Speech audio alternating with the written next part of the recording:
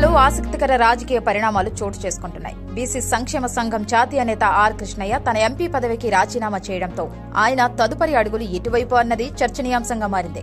Are Krishnaiah YCP Rajya Sabha సభ్యత్వానికి రాజీనామా చేయడం, వెంటనే రాజ్యసభ చైర్మన్ ఆమోదించడం చకచకా జరిగిపోయాయి.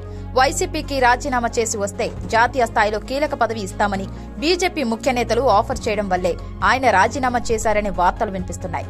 కృష్ణయ్యకు జాతీయ బీసీ కమిషన్ చైర్మన్ గా నియమిస్తారని సంకేతాలు అందుతున్నాయి. ఇలాంటి సమయంలో కాంగ్రెస్ నేతలు కృష్ణయ్యను తమ వైపు తిప్పుకునేందుకు రంగంలోకి దిగారు. కాంగ్రెస్ ఎంపీ మల్లు రవి కృష్ణయ్యతో భేటీ అయ్యారు. దీంతో రాజకీయ వర్గాల్లో ఆసక్తి నెలకొంది.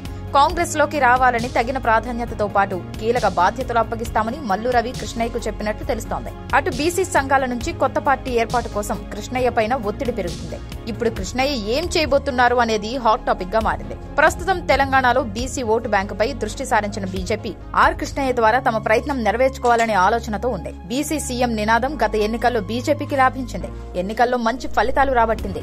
8 అసెంబ్లీ, ఆ తర్వాత 8 లోక్సభ సీట్లను గెలుచుకుంది. ఫలితంగా పార్టీలో బీసీ నాయకత్వాన్ని బలోపేతం చేయాలని డిసైడ్ అయింది. అదే సమయంలో రాజ్యసభలో బీజేపీ సంఖ్యాబలం కూడా తక్కువగా ఉండడంతో వైసీపీ ఎంపీలకు గాలమేస్తోందని అంటున్నారు. కృష్ణయ్య గతంలో ఆర్ఎస్ఎస్ లో క్రియాశీలకంగా పనిచేశారు. ఏబీవీపీ నుంచే బీజేపీ నేతలతో సన్నిహిత సంబంధాలున్నాయి. అందులో భాగంగా కృష్ణయ్యతో పార్టీ జాతీయ అగ్రనేత జరిపిన చర్చలు ఫలవంతమైనట్టు వార్తలొచ్చాయి.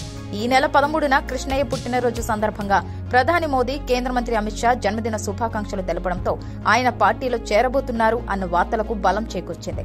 కానీ సడన్ గా కాంగ్రెస్ నేతలు కృష్ణయ్యతో టచ్ లోకి వెళ్లడం సంచలనంగా మారింది. దాదాపు 5 దశాబ్దాలుగా బీసీల హక్కుల కోసం పోరాడుతున్న కృష్ణయ్య 2014లో టీడీపీ ఎమ్మెల్యేగా ఎల్బీ నగర్ నుంచి గెలిచారు. అప్పట్లో ఆ పార్టీ ఆయన్ను సీఎం అభ్యర్థిగా ప్రకటించింది. 2022 నుంచి వైసీపీ ఎంపీగా కొనసాగుతున్న ఆయన ఇంకా 4 ఏళ్లు పదవీకాలం ఉన్నప్పటికీ రాజీనామా చేయడం రాజకీయ వర్గాలను ఆశ్చర్యపరిచింది. కొద్ది రోజుల క్రితమే కృష్ణయ్య పార్టీ మారుతున్నట్లు ప్రచారం జరగ్గా ఆయన ఖండించారు. తాను వైసీపీలోనే కొనసాగుతానని స్పష్టం చేశారు.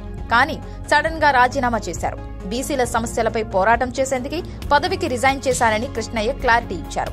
స్థానిక సంస్థల్లో, చట్టసభల్లో బీసీల రిజర్వేషన్ల కోసం ఉద్యమం చేస్తున్నానని, ఈ క్రమంలో తన ఉద్యమానికి రాజకీయ కోణం దిద్దేందుకు కొందరు ప్రయత్నిస్తున్నారని, అందుకే వైసీపీకి ఆ పార్టీ ద్వారా దక్కిన ఎంపీ పదవికి రాజీనామా చేశానని అన్నారు. ఇకపై రాజకీయాలతో సంబంధం లేకుండా ఉద్యమాన్ని ముందుకు తీసుకెళ్తానని స్పష్టం చేశారు. బీసీల హక్కుల కోసం చేస్తున్న పోరాటంలో భాగంగా కొత్త పార్టీ ఏర్పాటు చేయాలని 2 రోజుల కిందట జరిగిన సమావేశంలో పలు బీసీ సంఘాలు ఆయన్ను కోరాయి. ఆ దిశగా సమాలోచనలు చేస్తున్నట్లు కృష్ణయ్య తెలిపారు. సరైన సమయం కోసం వేచి చూస్తున్నామని, తాము తప్పకుండా పార్టీ పెడతామని కీలక వ్యాఖ్యలు చేశారు. ఇక నుండి బీసీల సమస్యలపై కలిసి వచ్చే పార్టీలతో ముందుకు వెళ్తానని పేర్కొన్నారు. ఇలా కృష్ణయ్య కొత్త పార్టీ ప్రకటన చేసిన కొద్ది గంటల్లోనే బీజేపీ నేతలు ఆయన్ను పార్టీలోకి ఆహ్వానించడం, రాజీనామా చేసిన వెంటనే కాంగ్రెస్ నేతలు ఆయన వద్దకు వెళ్లడం పొలిటికల్ సర్కిల్లో చర్చనీయాంశంగా మారాయి. ఇప్పుడు కృష్ణయ్య రాజకీయంగా ముందుకు వెళ్తారా, లేక కొత్త పార్టీ పెడతారా, బీసీ సంఘాల నేతగా తన పోరాటాన్ని కొనసాగిస్తారా అనేది చూడాలి.